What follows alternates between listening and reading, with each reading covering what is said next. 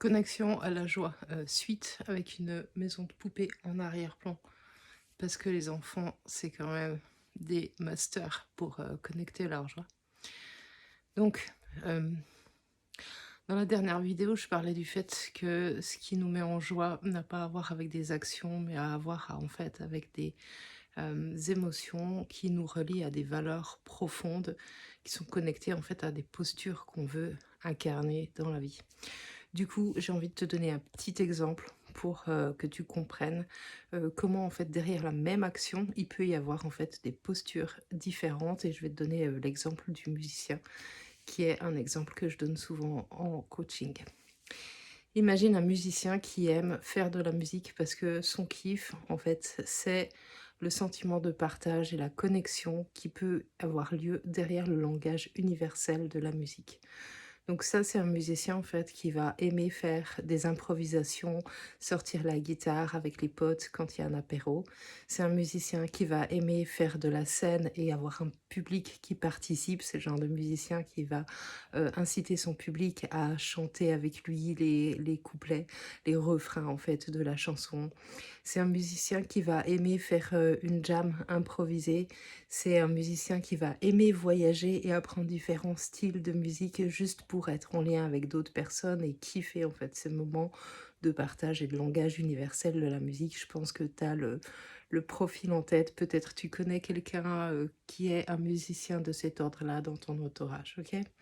Je vais te donner un autre exemple de kiff qu'on peut avoir avec la musique. Euh, je te donne, l'exemple de Jimi Hendrix, mais je suis pas dans sa tête, donc on peut pas réellement savoir, mais ça donne un bon modèle. Jimi Hendrix, en fait, il était hyper technique avec sa guitare électrique, il jouait avec une guitare à 8 cordes, il pouvait jouer dans son dos. Il y a des musiciens comme ça, en fait, qui aiment, en fait, la technicité, liée, en fait, à leur instrument de musique. C'est des gens qui recherchent l'excellence et la maîtrise. Ce type de musicien, il va aimer autant faire du studio avec un enregistrement nickel, il va aimer autant se taper son solo sur scène avec justement par exemple sa guitare électrique et jouer dans son dos. Il va aimer jouer aussi tout seul dans son salon, à s'entraîner, à ajuster en fait la position de ses doigts, à trouver une façon en fait de jouer plus rapidement, à se challenger avec un outil différent, avec un format d'instrument de musique différent. Il va aimer en fait la recherche de connexion avec son outil et la maîtrise de son outil. Ce sont des personnes qui, tu peux, si tu en as dans ton entourage, tu vas les reconnaître parce que ces personnes, tout ce qu'elles touchent, elles cherchent à le faire avec l'excellence.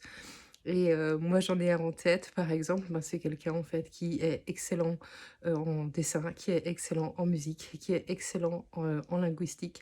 Pourquoi? Parce que ce sont ses domaines d'intérêt et du coup, ben, la personne, en fait, elle va chercher à chaque fois cette notion de maîtrise et d'excellence dans tout ce qu'elle fait parce que c'est ça la source de son kiff. Je vais te donner un autre exemple de musicien. On va prendre, un musicien, en fait, que lui, ce qu'il aime, c'est l'expression, en fait, de ce qu'il y a au fond de lui et de l'exprimer, à l'extérieur. C'est pas tant, en fait, la notion de partage, c'est vraiment que ça sorte de lui. Donc c'est quelqu'un qui va adorer l'improvisation, c'est quelqu'un qui va aimer être enregistré seul, en studio, c'est quelqu'un qui va aimer s'exprimer avec un solo improvisé, sur scène, par exemple, mais c'est quelqu'un qui va détester, jouer dans, par exemple, un orchestre, parce qu'il y a une prévisibilité, il y a un rythme à tenir, parce qu'on n'est pas tout seul à jouer et de fait, ben, pour lui, la marge de manœuvre pour son expression, elle va être complètement, différente. Donc on pourrait, en fait, aller chercher plein de valeurs différentes, tu vois? Et on peut se dire: «Tiens, quel genre de musicien aime la liberté?